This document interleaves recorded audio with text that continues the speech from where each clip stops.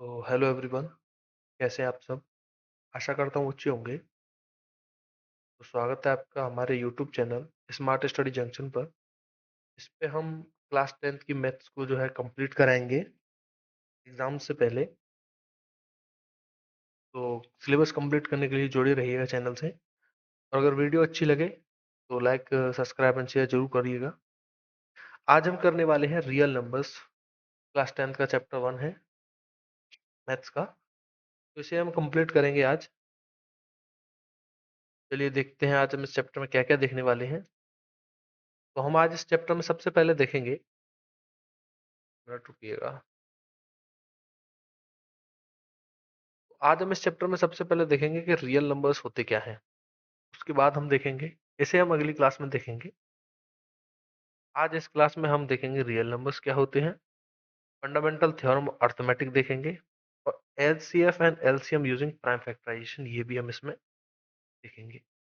पहले इसमें एक और पॉइंट हुआ करता था जो कि था इक्वलिट्स डिवीजन लेमा। डिवीजन लेमा ये था पहले, तब इसको हटवा दिया गया है, तो इसे हम नहीं पढ़ेंगे। सिर्फ ये चार चीजें हमें इस पूरे चैप्टर में पढ़नी है।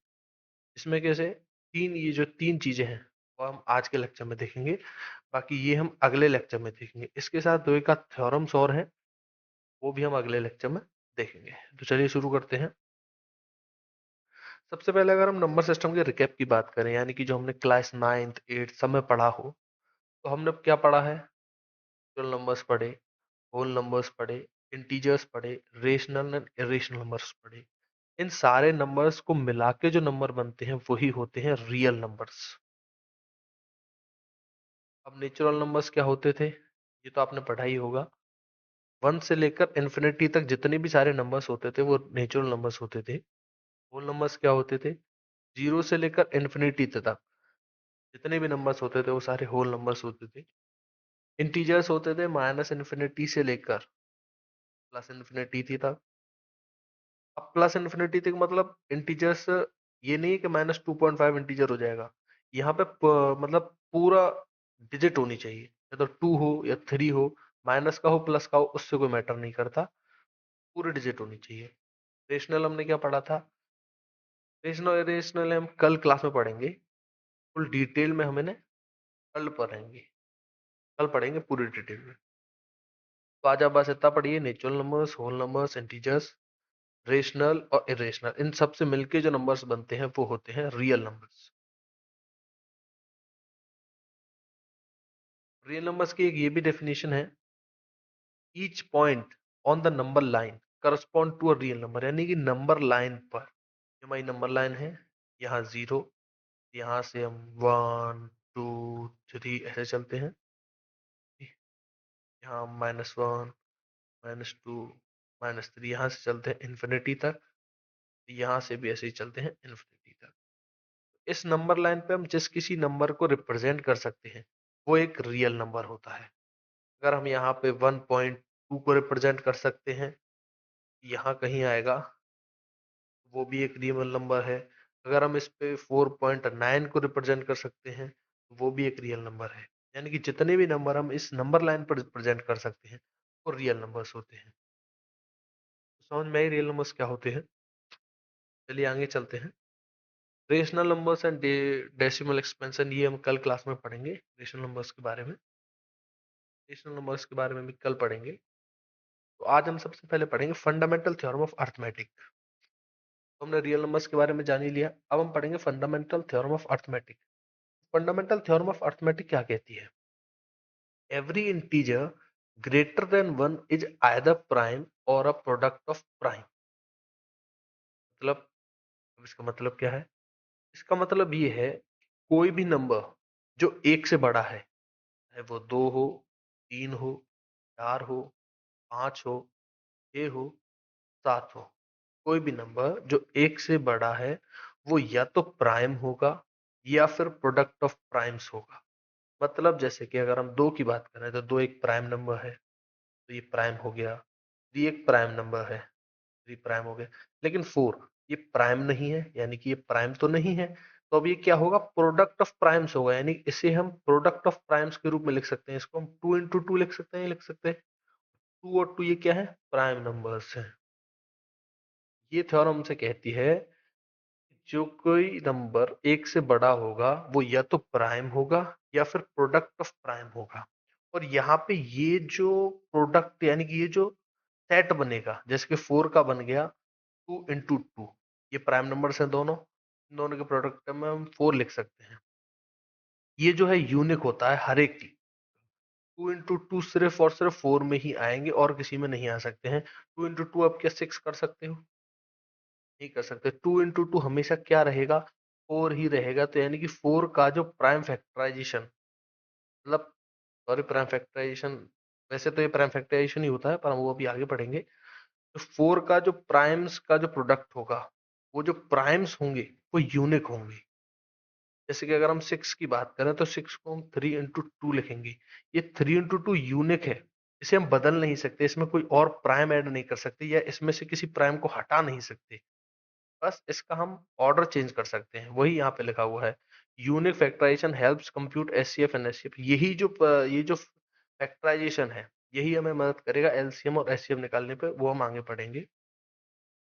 यहाँ पे एक एग्जांपल दे रखा है 36 का। 36 प्राइम नंबर नहीं है, लेकिन हम इसे प्रोडक्ट ऑफ प्राइम्स के रूप में लिख सकते हैं, या फिर पावर्स ऑफ प्राइम, ये प्राइम्स के पावर के प्रोडक्ट में भी लिख सकते हैं। जैसे कि यहाँ पे दो 2 थे तो यहाँ पे 2 का स्क्वायर हो गया, यहाँ पे 2 थे तो 3 का स्क्वायर हो गया। तो समझ में आई फंडामेंटल थ्योरम ऑफ अरिथमेटिक क्या कहती है। चलिए आगे चलते हैं। अब LCM and HCF using prime factorisation. Prime factorisation होता क्या है, वही जो हमने पहले बात की। प्राइम फैक्टराइजेशन वही होता है किसी भी संख्या को प्राइम्स के प्रोडक्ट के रूप में तोड़ देना।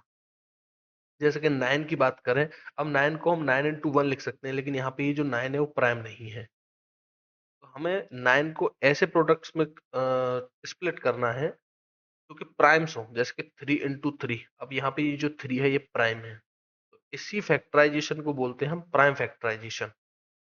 जैसे कि एग्जांपल में एक और लूँ, 10 की अगर आप बात करें तो 10 को हम 10 into 1 लिख सकते हैं, लेकिन यहाँ 10 जो है प्राइम नहीं है, तो इसलिए हम सबसे पहले इसे प्राइम नंबर से ही डिवाइड करेंगे। 2 से डिवाइड करेंगे तो ये 5 आ जाएगा, 5 से डिवाइड करेंगे 2 into 5 बनेगा। यहाँ पे 2 भी प्राइम है और 5 भी प्राइम है, इसी को हम बोलते हैं प्राइम फैक्टराइजेशन।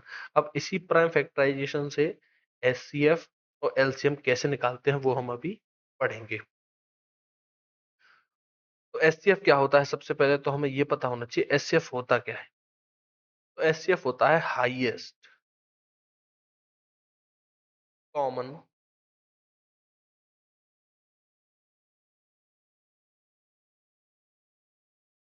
फैक्टर। वहीं एलसीएम क्या होता है, लोएस्ट कॉमन मल्टीपल। यहाँ पे ये मल्टीपल है और ये फैक्टर है, इस बात का ध्यान रखिएगा। और यहाँ पे ये हाईएस्ट है और ये लोएस्ट है, कॉमन दोनों में है। कॉमन का मतलब जो दोनों चीजों में हो। जैसे कि अगर हम एक एग्जांपल ले लेते हैं, सबसे पहले हम एचसीएफ की बात करें तो एचसीएफ होता क्या है, हाईएस्ट कॉमन फैक्टर। यानी कि मान लीजिए हमने ले लिया, यहाँ करते हैं, चलिए हमने मान लेते हैं, हम सबसे पहले हम एचसीएफ की बात कर रहे हैं। एचसीएफ की जब हम बात करेंगे तो मान लीजिए हमने दो लेटर्स ले लिए, एक 16 ले लिया, एक 20 ले लिया। 16 के फैक्टर्स क्या क्या बनेंगे, जो इसे डिवाइड कर सकते हैं। फैक्टर्स वही होते हैं, मल्टीपल वो होते हैं जिन्हें ये डिवाइड कर सके। सबसे पहले 16 के अगर हम फैक्टर्स की बात करें, 2 होगा, 4 होगा और आपका 8 होगा और 16 होगा। वहीं 20 के अगर हम फैक्टर्स की बात करें, 2 होगा, 4 होगा, 5 होगा, 10 होगा और 20 होगा। बस अब यहीं पे हाईएस्ट कॉमन फैक्टर निकालना है हमें, यानी कि ऐसा फैक्टर जो कि हाईएस्ट हो और इन दोनों में कॉमन हो। यहाँ पे देखिए 2 दोनों में कॉमन है, 4 दोनों में कॉमन है, और कुछ कॉमन है नहीं है। अब 2 और 4 में हाईएस्ट कौन है, तो 4। यही जो 4 है इसका एचसीएफ होगा। क्या होगा, एचसीएफ होगा। यही अगर हम एलसीएम निकालेंगे, एलसीएम में बस इसी का उल्टा करना है हमें। यहाँ पे हमने इसके फैक्टर्स लिखे थे ऊपर, यहाँ हम लिखेंगे इनके मल्टीपल। 16 का मल्टीपल 16, फिर उसके बाद 32, 48, 64, 80। यहाँ पे हम जब लिखेंगे 20, 40, 60 एंड 80।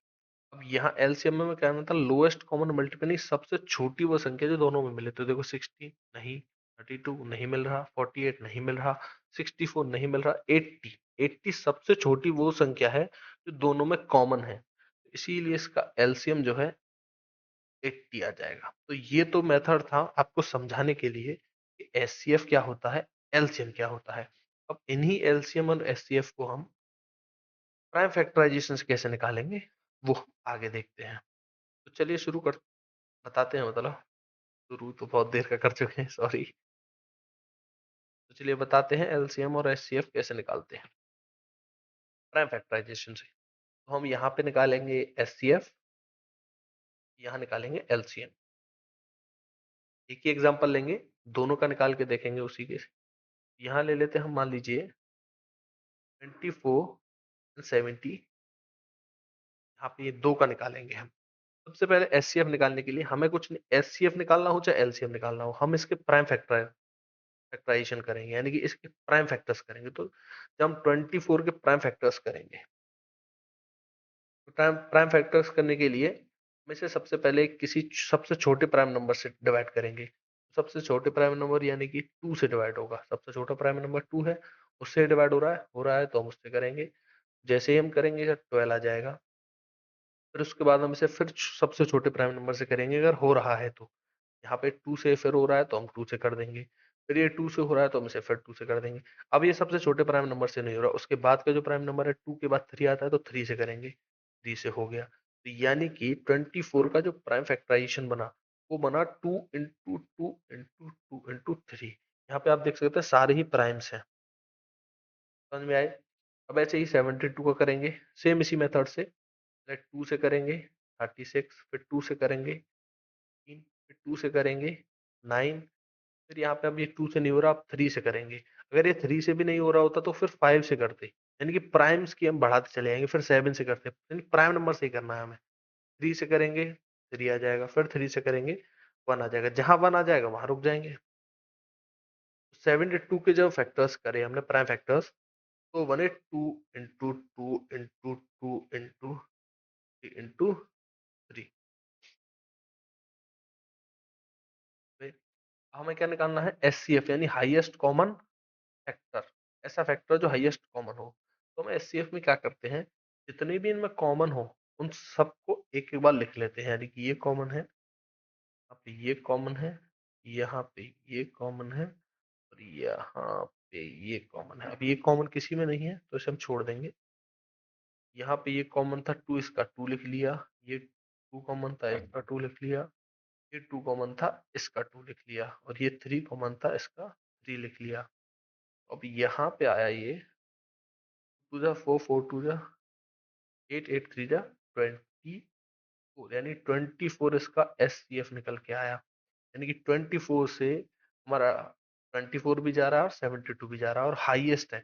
अब यहाँ से 24 के आगे अगर हम कुछ और लेते, 36 ले लेते मान लो, तो 36 से 72 तो जा रहा था, 24 जा रहा था नहीं। तो हमें सिर्फ हाईएस्ट कॉमन फैक्टर लेना है, जो सबसे बड़ी वो संख्या है जो दोनों को काट दी, तो 24 है। अब यही हम एलसीएम की बात करें तो सेम फैक्टराइजेशन तो दोनों का यही आएगा, यही फैक्टराइजेशन लिख लेते हैं कि 4 का आ गया आपका 2 इंटू 2 इंटू 2 इंटू 3, 72 का आ गया आपका 2 इंटू 2 इंटू 2 इंटू 3 इंटू 3। अब एचसीएफ में हमने क्या किया था, जितने भी कॉमन थे उन्हें लिया था। एलसीएम में हम क्या करेंगे, जितने भी कॉमन है उन्हें लेंगे। जैसे कि यहाँ पे ये 2 कॉमन है, यहाँ पे ये 2 कॉमन है, यहाँ पे ये 2 कॉमन है, यहाँ पे ये 3 कॉमन है। अब ये 3 बचा, इस 3 को भी हम एक बार में ले लेंगे। अब इनका मल्टीप्लाई जब हम करेंगे, 2 2 जा 4, 4 2 जा 8, 8 3 जा 24, 24 3 जा 72, यानी कि 72 इसका क्या है, एलसीएम है, यानी कि सबसे छोटी वो संख्या है जो इससे भी और इससे भी डिवाइड हो रही है। 24 से भी 72 हो रहा है, 72 से भी 72 हो रहा है। बहुत से लोग बोलेंगे कि जो है 144 दोनों से हो रहा है, लेकिन ये सबसे छोटी नहीं है, 72 सबसे छोटी है। 144 दोनों से हो रहा है, मान रहे हैं आपकी बात, लेकिन छोटी नहीं है। इससे पहले 72 एक संख्या है जो कि इन दोनों से हो रही है, तो हमें इसमें लोएस्ट लेना होता है। ऐसे ही इसमें हाईएस्ट लेना होता है। यहाँ 12 भी था जो दोनों को काट रहा था, लेकिन हमें उसे नहीं लिया। हमने 24 को क्यों लिया? क्योंकि इसमें हमें हाईएस्ट लेना होता है। इस बात पर ध्यान रखिएगा। जब हम आगे क्वेश्चंस करेंगे तो और भी समझाएंगे। तो सबसे पहले आपको समझ में आया कि एलसीएम और एचसीएफ कैसे निकालते हैं। सबसे पहले एचसीएफ क्या था? हाईएस्ट कॉमन फैक्टर था। और एलसीएम क्या था? लोएस्ट कॉमन फैक्टर मल्टीपल था। निकालना कैसे था? एचसीएफ के हम सारे एचसीएफ के जो है हम निकालने के लिए हम फैक्टर्स को लिखते थे, और जो कॉमन होता था उन्हें लिखते थे, उनका मल्टीप्लाई कर देते थे। और एलसीएम निकालने के लिए जो कॉमन होते थे उन्हें भी लिख लेते थे, और जो बचता था उसका भी मल्टीप्लाई कर देते थे। समझ में आया इतना? ये आगे चलते हैं। बस इतना ही था। हमने क्वेश्चंस करेंगे। हमने क्या क्या पढ़ा सबसे पहले वो देख लेते हैं। हमने सबसे पहले पढ़ा था रियल नंबर्स के बारे में। फिर उसके बाद हमने पढ़ा था अर्थमेटिक थ्योरम। उसके बाद हमने पढ़ा एचसीएफ एंड एलसीएम निकालना। बस इन्हीं तीनों के हम क्वेश्चंस करेंगे। चलिए क्वेश्चन शुरू करते हैं।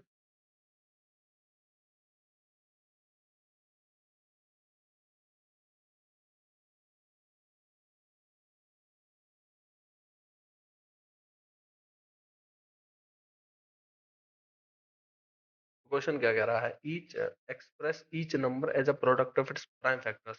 प्राइम फैक्टर्स निकालने हैं, तो मैं सिर्फ दो के निकालूंगा। एक इसका निकाल देता हूँ और एक इसका निकाल देता हूँ।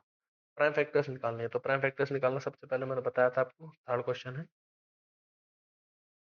सबसे पहले हम इसे सबसे छोटे प्राइम नंबर से अगर जा रहा हो तो करेंगे, तो 2 से नहीं जा रहा है। 3 से अगर हम इसको एक बार देखें तो ये 3 से नहीं जा रहा है। 3 से शायद जा रहा है। हाँ, 3 से जा रहा है। जब हम इसे 3 से करेंगे तो ये आएगा आपका 1275। 3 वन जा 3, 3 टू जा 6, 3 7 जा 21, और 3 5 जा 15। आप इसको दोबारा करेंगे, ये आपका 3 से फिर जा रहा है। 3 4 जा 12, 3 2 जा 6, 3 5 जा 15। फिर हम देखेंगे अब ये 3 से नहीं, अब इसको हम 5 से करेंगे। 5 से जाएगा आपका 5 8 जा 40, 5 5 जा 20। फिर 8 से 5 से जाएगा, सॉरी, जाएगा 17 बार में। तो 17 जो एक प्राइम नंबर है, तो ये 17 से ही जाएगा। ये इसके क्या आ गए? Prime factor. 8 टू 5 के प्राइम फैक्टर्स क्या आ गए? 3 into 3 into 5 into 70, 5 into 70। ऐसे ही 501 के करेंगे। Question number 4। 501 के सबसे पहले 5 से जाएगा, ये आ जाएगा 1001। तो हम इसको देखेंगे 1001 डी से नहीं जा रहा है। 7 से चला जाएगा क्या? 7 से चला जाएगा ये। 7 से जाएगा, 7 1 7, और 7 4 28, 7 3 21। इसको देखेंगे फिर 7 से चला जाएगा क्या? ये 7 से नहीं जाएगा, 143। 11 से चला जाएगा, 143। 11 से चला जाएगा, 11 से 13 गाँव में, और 13 एक प्राइम नंबर है तो इसे 13 से कर देंगे। तो यहाँ पे 5005 की जो प्राइम फैक्टर्स बन के आए वो क्या है? 5 इंटू 7 इंटू 11 इंटू 13 इंटू 13, यहीं तक आएगा। वैसे इसके और इसके आप सब घर से निकालेंगे। कोई भी अगर डाउट है आपका तो आप कमेंट सेक्शन में पूछ सकते हैं। सेकंड क्वेश्चन की बात करते हैं। Find the LCM and HCF of the following pairs of integers. Verify that LCM and HCF product of the two numbers. हाँ, ये मैंने बताना भूल गया आपको कि जो एलसीएम होता है और जो एचसीएफ होता है उनका जो प्रोडक्ट होता है ना, वो उन दोनों नंबर्स के नंबर 1 नंबर 2 के प्रोडक्ट के बराबर होता है। समझ में ये बात? यानी कि अगर हम 510 और 92 का आप जो एलसीएम एचसीएफ निकालेंगे और उन दोनों का प्रोडक्ट करेंगे तो 510 और 92 के प्रोडक्ट के बराबर ही होगा। तो इसी बात को भी हम प्रूव करेंगे।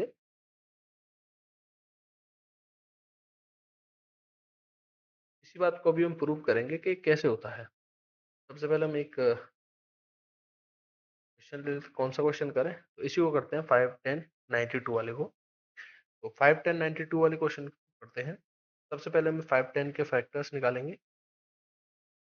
510 के फैक्टर निकालेंगे, 2 से ये चला जाएगा 255, 5 से फिर ये चला जाएगा 1 बार में, फिर 3 से चला जाएगा 17 और 17 एक प्राइम है। 92 के करेंगे फैक्टर्स, 2 से चला जाएगा 46, 2 से चला जाएगा 23 और 23 एक प्राइम है। यहाँ पे इसका जो एलसीएम आया, फैक्टर्स लिखेंगे सबसे पहले। एलसीएम निकालना अभी बताया था आपको, एलसीएम निकालना अभी बताया था आपको। 510 2 इंटू 5 इंटू 3 इंटू 17, ये इसके फैक्टर्स हो गए। और 92 के फैक्टर्स हो गए इंटू 2 इंटू 23। अब यहाँ पे के कॉमन वालों को ले लेंगे, 2 कॉमन है तो 2 दोनों में कॉमन है, तो 2 इसका क्या हो जाएगा, एचसीएफ। यहाँ पे 2 के अलावा और कुछ कॉमन नहीं है, बाकी सबका मल्टीप्लाई कर लेंगे। तो मल्टीप्लाई करेंगे 5 into 3 into 17 into 2 into 23 into 2, ये आएगा 23,000। अगर इसका एलसीएम आएगा, आप कैलकुलेट कर दीजिएगा, 23,460। अभी कैसे आएगा एलसीएम, हमने क्या बताया था, जो कॉमन होता था उसे ले लेते, जहाँ पे 2 कॉमन है इसे ले लेंगे। उसके बाद 5 को भी लेंगे, 3 को भी लेंगे, 17 को भी लेंगे, 2 को भी लेंगे, 23 को भी लेंगे। तो इनका आप सबका प्रोडक्ट करेंगे तो ये आएगा 23,460, क्योंकि इसका एलसीएम हो जाएगा। और हमारे पास एचसीएफ भी है, एलसीएम भी है। अब हम इसको प्रूव करके देखते हैं कि इन दोनों का प्रोडक्ट जो है क्या नंबर्स के प्रोडक्ट के बराबर होगा या नहीं। तो एलसीएम और एचसीएफ का जब हम प्रोडक्ट करेंगे तो ये आएगा आपका 200, 2612 1, 248936, क्या गया 46,920। अब वहीं हम इसका करेंगे 510, 5010 और 92, 510 इंटू 92, तो ये भी आएगा 46,920। अप्लाई कर लीजिएगा, बिल्कुल सेम आएगा। तो यहाँ पे हमारी ये थ्योरम जो है प्रूव होती है। ये 2 क्वेश्चंस आप करेंगे। अगर इसमें कुछ भी आपको डाउट आए इन क्वेश्चंस में तो आप कमेंट सेक्शन में पूछ सकते हैं, मैं एक ब्रीफ सॉल्यूशन के साथ इनका पीडीएफ अपलोड कर दूंगा। Find the LCM and HCF of the following integer by applying the prime factorisation method. अब यहाँ पे 3 डिजिट वाले हैं, हमने थोड़ी देर पहले जो इससे पहले निकाले थे वो 2 डिजिट वाले थे, अब ये 3 डिजिट वाले हैं। तो 3 डिजिट वालों में बहुत से बच्चों को कंफ्यूजन होगा कि सर इनमें कैसे करेंगे, तो हम किसी ऐसे एग्जांपल को लेते हैं। हम सबसे पहले एग्जांपल को लेंगे 12 और 21। जब 12 के हम प्राइम फैक्टर्स करेंगे तो प्राइम फैक्टर्स निकल के आएंगे 2 इंटू 2 इंटू 3। ऐसे ही हम 15 के जब करेंगे तो ये आएंगे 3 इंटू 5। एक मिनट रुकिएगा, तो कहाँ थे हम, 15 के फैक्टर पे। तो यहाँ से स्टार्ट, 15 के जो फैक्टर आए वो 3 इंटू 5 आ गए। वहीं 21 के जब हम फैक्टर्स करेंगे प्राइम फैक्टर्स तो वो आएंगे 3 इंटू 7। अब इसमें क्या था कि पहले में तो 2 थे हमारे पास, तो 2 नंबर्स में हम सीधा सीधा देख रहे थे, मान लो 3 कॉमन आ गया, बाकी सबको लिख लेंगे तो एलसीएम हो गया, 3 कॉमन को ही लिखेंगे तो एचसीएफ हो गया। लेकिन यहाँ पे 3 है, अब हम क्या करेंगे, 3 में कॉमन देखेंगे। 3 में कॉमन मान लो ये 2 है, ये जो 3 है ये तीनों में कॉमन है, तो हम इसको लिख देंगे एचसीएफ के लिए। किसके लिए, एचसीएफ के लिए 3। यहाँ पे अगर मान लो अगर कोई ऐसा नंबर होता जो सिर्फ 2 में कॉमन होता, मान लो 12 वाले फैक्टर्स और 12 के फैक्टर्स और 15 के फैक्टर्स में अगर वो कॉमन होता, 12 और 15 के फैक्टर में अगर वो कॉमन होता तो हम उसे यहाँ एचसीएफ में नहीं लिखते, लेकिन एचसीएफ एलसीएम में लिखते। समझ रहे हैं ना मैं क्या कह रहा हूँ। एचसीएफ में सिर्फ हम उसी नंबर को लिखेंगे जो इन तीनों में कॉमन होगा, और एलसीएम में हम उन सारे नंबर्स को, अगर कोई दो में कॉमन है तो सिर्फ उसे एक बार लिखेंगे, अगर कोई दोनों में कॉमन है तो उसे एक बार लिखेंगे, जो तीनों में कॉमन है उसे एक बार लिखेंगे, बाकी बचे कुछ नंबर्स को लिखेंगे। अब जैसे कि यहाँ पे सिर्फ 3 है जो कि तीनों में कॉमन है, इसे एक ही बार लिखेंगे। उसके बाद बाकी और कोई चीज नहीं है जो किसी दो में भी कॉमन हो, तो हम सबको लिखेंगे फिर 2 into 2 into 5 into 7, यहाँ पे ये इसका एलसीएम आएगा। 3 2 जा 6, 6 2 जा 12, 12 5 जा 60, 62 42, 420। ये इसका एलसीएम होगा, ये इसका एचसीएफ होगा। तो एक और एग्जांपल लेते हैं हम, 8 9 25 इसको करते हैं। तो 8 के जो फैक्टर्स आएंगे वो आपके निकल के आए 2 into 2 into 2। वही 9 के जो फैक्टर्स निकल के आए 3 into 3। क्वेश्चन नंबर थर्ड है, क्वेश्चन नंबर फर्स्ट है। और 25 के जो निकल के आए वो आए 5 into 5। अब यहाँ पे देखो ना, तो इसमें और इसमें और इसमें कोई किसी में कुछ कॉमन नहीं है, तो इसमें किसी में कुछ कॉमन नहीं है, तो इसका एचसीएफ क्या होगा? जब कुछ भी कॉमन नहीं होता तो एचसीएफ होता है 1। और एलसीएम क्या होगा? एलसीएम हो, जब कुछ भी कॉमन नहीं होता तो एलसीएम होता है इन्हीं तीनों का प्रोडक्ट, 8 into 9 into 25, क्योंकि हम इन सबको भी तो लिखेंगे। जब इन सबको लिखेंगे तो यानी कि इनको ही लिख लो, इससे बढ़िया तो 8 into 9 into 5। ध्यान रखिएगा जब कुछ नहीं मिलता तो एचसीएफ होता है 1 और एलसीएम होता है तीनों नंबर्स का प्रोडक्ट। तो कर लेंगे हम 72 into 25, 25 50 05, 25 25 50 50 हो गया, और 180, 25 7 175 और 5 180, 1800 हो गया। ये आगे चलते हैं। अब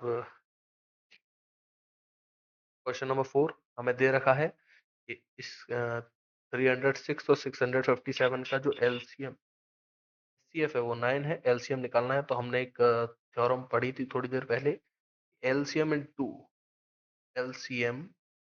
एचसीएफ यूज्ड टू होता था नंबर 1 इंटू नंबर 2, दोनों नंबर्स का प्रोडक्ट। यहाँ एलसीएम एचसीएफ क्या दे रखा है? 9 दे रखा है, नंबर 1 है 306 और नंबर 2 है 657। यहाँ पे इनटू हमें एलसीएम निकालना है, तो यहाँ पे ये इनटू में है, इधर जाके डिवाइड में हो जाएगा, तो ये हो जाएगा 306 into 657/9।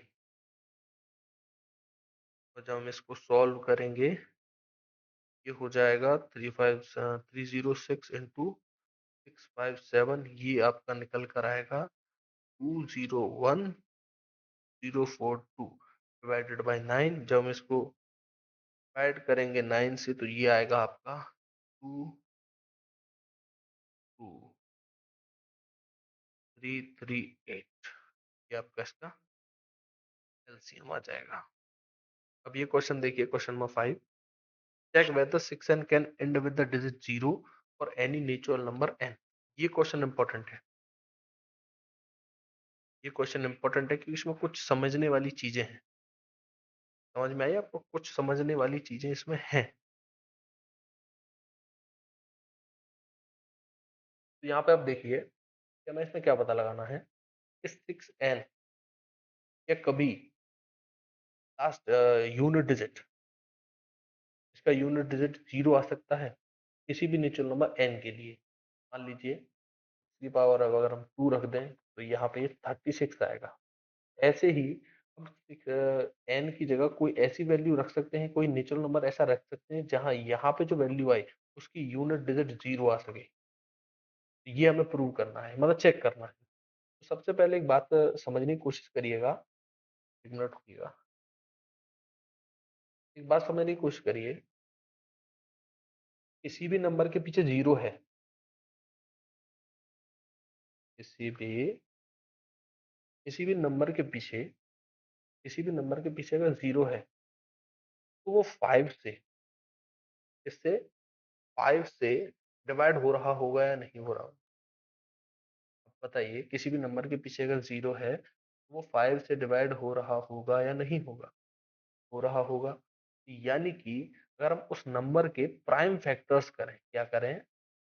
प्राइम फैक्टर्स करें, तो उन प्राइम फैक्टर्स में 5 भी तो होगा। होगा या नहीं होगा? क्योंकि 5 एक प्राइम है। समझ में आई मैं तुम्हें क्या कह रहा हूँ? जैसे एग्जांपल पे 10 है, 10 के लास्ट में 0 आ रहा है, 10 के जब हम प्राइम फैक्टर्स करते हैं तो वो आता है 2 इंटू 5। ऐसे ही 20 है, 20 के जब हम प्राइम फैक्टर्स करते हैं 2 इंटू 2 इंटू 5 आता है। ये आता है ना? आता है। यानी कि जिस किसी नंबर के लास्ट डिजिट में 0 होगा, उसके प्राइम फैक्टर्स में 5 जरूर होगा। ये मैथमेटिकली पॉसिबल ही नहीं है। अगर लास्ट में 0 है तो उसके प्राइम फैक्टर्स में 5 ना हो। तो उसी तरीके से 6n के प्राइम फैक्टर्स में भी तो 5 होगा ना होगा। बस हमें अब ये चेक करना है कि 6n के प्राइम फैक्टर्स में 5 है या नहीं। 6n को अगर हम देखा जाए, उसको ऐसे नहीं लिख सकते, 2 इंटू 3 की होल पावर n। और क्या हम इसको ऐसे नहीं लिख सकते, 2 की पावर n इंटू 3 की पावर n? अब यहाँ पर आप अगर क्लियरली देखें तो 2 भी एक प्राइम है, 3 भी एक प्राइम है। इसमें और कोई प्राइम नंबर आया? 2 एक प्राइम नंबर है, यानी कि अगर इसकी पावर हम कितनी भी बढ़ा लें, 2 इंटू टू इंटू टू अनगिनत तक चला जाएगा। ऐसे ही 3 की हम पावर कुछ भी लगा लें, इंटू थ्री इंटू थ्री चला जाएगा। कहीं इसमें 5 आएगा? कहीं भी n की कोई भी वैल्यू हम रख लें तो क्या इसमें कभी 5 आ सकता है? नहीं आ सकता, क्योंकि यहाँ पे दो ही प्राइम नंबर्स इसके प्राइम फैक्टर में है, वो है 2 और 3। इसलिए 6n जो है, की पावर n जो है, कभी भी 0 से, कभी भी इसका जो डिजिट बनेगी वो कभी भी लास्ट में 0 नहीं आएगी। समझ में आया? समझ में आया? अगर नहीं समझ में आया होगा तो कमेंट जरूर करिएगा, जिससे कि मैं आपको दोबारा से समझा सकूं। वैसे तो मैंने फुल डिटेल में समझाया है। 6n के पीछे अगर हमें 0, यानी कि इस डिजिट के पीछे अगर हमें 0 चेक करना है, तो हमें क्या चेक करना है कि उसके प्राइम फैक्टर्स में 5 होना चाहिए। और यहाँ पे इसके प्राइम फैक्टर्स में 5 नहीं है। चलिए आगे बढ़ते हैं। Question number 6, explain why 7 into 11 into 13 plus 13, 7 into 6 into 5 into 4 into 3 into 2 into 1 are composite numbers. अब कंपोजिट नंबर्स, यहाँ पे ये थोड़ा सा हो गया है। यहाँ पे कंपोजिट नंबर्स है, क्या है? कंपोजिट। कंपोजिट नंबर्स क्या होते हैं? कंपोजिट नंबर्स वो होते हैं जिनका जो फैक्टर होते हैं वो दो से ज्यादा होते हैं। जिसके वन तो सबका फैक्टर होता ही होता है, और एक खुद होते हैं। खुद से और वन से अलग कोई तीसरा फैक्टर किसी नंबर का है तो कंपोजिट नंबर होता है। जैसे कि 4 है, 4 का एक फैक्टर 1 भी है, 2 भी है और 4 भी है। यानी कि यहाँ दो से ज्यादा फैक्टर्स हैं, तो उसी को बोलते हैं कंपोजिट नंबर। जैसे कि अब 7 है, 7 एक प्राइम नंबर है, क्योंकि इसका सिर्फ फैक्टर 1 और 7 ही है। यानी कि एक तो सबका होता ही है और 7 एक खुद है। इसके अलावा अगर कोई तीसरा फैक्टर इसका होता तो ये कंपोजिट नंबर बन जाता। समझ में कंपोजिट नंबर क्या होते हैं?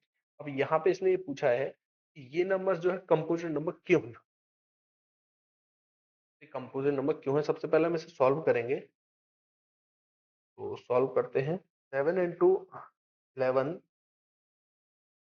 इंटू 13 इंटू प्लस 13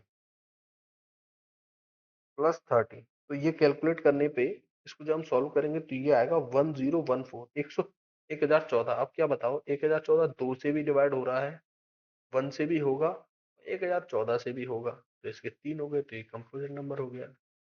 ऐसे ही इसको जब हम करेंगे, ये आपका आएगा 1 into 2 into 3 into 4 into 5 into 6 into 7 +5। ये आपका आएगा 5045। 5045 5 से भी जा रहा है, 1 से भी जाएगा और 5045 से भी जाएगा। वैसे तो और से भी जाएगा, लेकिन बस हम चेक कर रहे हैं तो सिर्फ हमें 3 फैक्टर्स ढूंढ लेते हैं। 3 फैक्टर्स इसके हैं, तो ये कंपोजिट नंबर है। क्या है? कंपोजिट है। ऐसे ही ये है, ये भी एक क्या है? कंपोजिट नंबर है। समझ में आया? चलिए आगे करते हैं। लास्ट 7 क्वेश्चन है। 7 के बाद ये लास्ट क्वेश्चन है। There is a circular path around a sports field. Sonia takes 11 minutes to drive one round of the field, while Ravi takes 12 minutes for the same purpose. They both start at the same point at the end time and go in the same direction. After how many minutes will they meet again at the point? देखिए, सबसे पहले सोनिया है, circular path है, दो path बना लेते हैं। यहाँ पे सोनिया है और यहाँ पे कौन है? रवि है। रवि इस पूरे चक्कर को कंप्लीट करने के लिए 12 मिनट लेता है। यानी कि यहाँ से शुरू करता है और यहीं घूम के आ जाता है 12 मिनट। कितने मिनट में? 12 मिनट। सोनिया जब यहाँ से शुरू करती है और यहीं घूम के आ जाती है, यानी एक ही ग्राउंड है, दोनों स्टार्टिंग पॉइंट पर है, ठीक है ना? यहाँ से शुरू करती है और जैसे घूम के आने में लगते हैं 18 मिनट। कितने मिनट? 18 मिनट। अब हमें क्या बताना है? हमें एक टाइम ड्यूरेशन बतानी है।